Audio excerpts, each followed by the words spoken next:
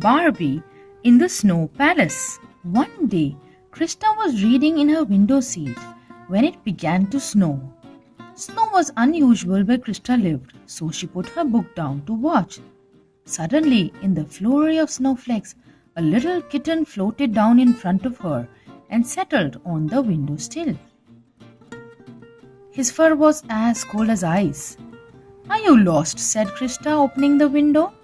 "I lived in Snowland, but it doesn't seem like home anymore," said the snow kitten sadly. "The Ice Queen has turned it into an unhappy place. Please help us." But before Krista could reply, the kitten was whisked away by a hand made of snowflakes. Krista knew she had to help the kitten. Quickly, she went to her bookshelves and searched for stories about Snowland. She read in a huge blue book that Snowland was full of happy creatures, but the snow kitten had certainly not seemed happy. "I can't do anything against the Ice Queen," said Krista to herself. But the moment she said it, she knew it wasn't true. She would have to try.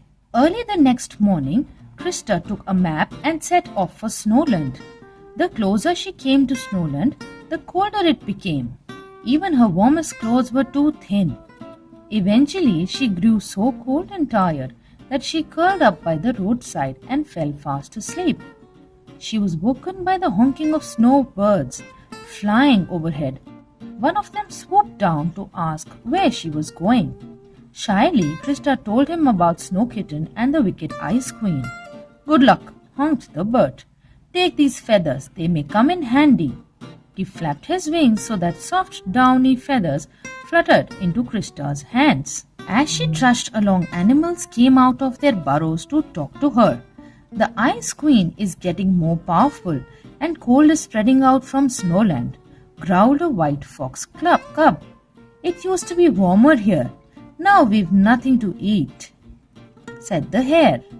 Krista got out her food supplies and shared them with the animals. "I don't have very much, but I can't let you starve," she said. The animals were very grateful. The hare brought her a pair of warm boots and some mittens, and the fox cub said he would come to Snowland with her. He sat on her shoulder and wrapped his tail around her neck for a scarf. "My name is Fernie," he told her. "Thank you, Fernie," said Krista. "How far is it to Snowland?" There was so much snow on the ground now that she couldn't tell where she was. "Ask the reindeer," suggested the fox cub. "He's always on the move. Just follow the hoof prints." The prince led Krista to a shaggy coated reindeer. Krista asked him if he knew the way to Snowland. "Yes, I was born and brought up there," said the reindeer, his shining eyes sorrowful. "I used to run and play on the snow-covered plains until the Ice Queen banned all the games." "Don't worry, I'll speak to the Ice Queen," said Krista, trying to sound brave and confident. "Then climb on my back and I'll take you to her," said the reindeer. They went away through the freezing night. Soon they came to a sparkling plain covered in snow crystals. The ice creaked and groaned as they touched the ground. "Here we are at the edge of Snowland. And look, there's the Ice Queen's palace," said the reindeer, pointing with his nose. Krista looked up to see the icy pinnacles of the snow palace, its towering glass walls glinting in the blue light. They climbed the snowy path. At the top, Krista pushed open the icicle gate, waved goodbye to the reindeer, and entered a silent winter garden. They passed frozen fountains and ice statues and came to a thorny bush covered in frosted berries. "Snowberries," cried Fernie. "They're cold but tasty." They ate as much as they wanted, and Krista filled her food bag while snowflakes whirled around them, stinging them. Suddenly the flakes grew bigger and harder, and Krista saw that they had become animals.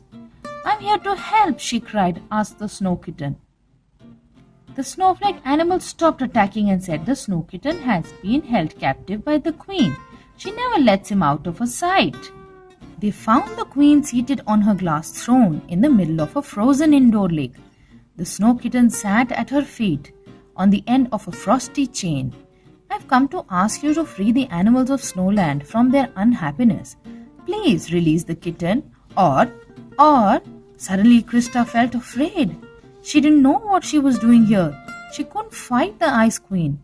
I will never set the kitten free, snapped the Queen, looking down her nose at Krista.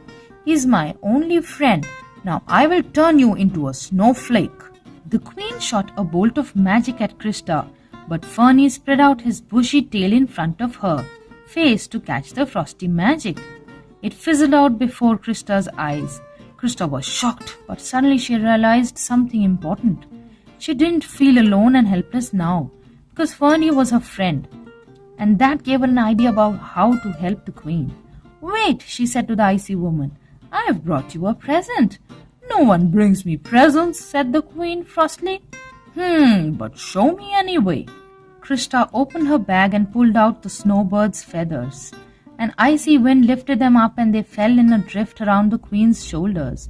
The Queen's cheeks turned a rosy pink as she snuggled into the soft feathery cloak. Her throne melted away as a warm breeze filled the air, and the chain fell from Snow Kitten's neck.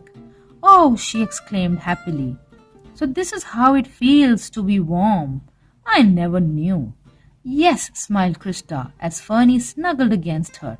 The Snow Kitten jumped into the Queen's lap, purring happily. Its fur grew warmer. The Queen stroked the kitten as she said, Perhaps I have not been a very good queen, but I will think about what you have shown me, Krista. From now on, Snowland will be a better place for everyone. Krista smiled. She was looking forward to going home and curling up with a book, but there was something she wanted to do first. Let's have a snowberry feast, she said. So that night, there was a party with presents and snowberries for all, and the little Snow Kitten danced merrily with Fernie. Snowland was a happy place once again.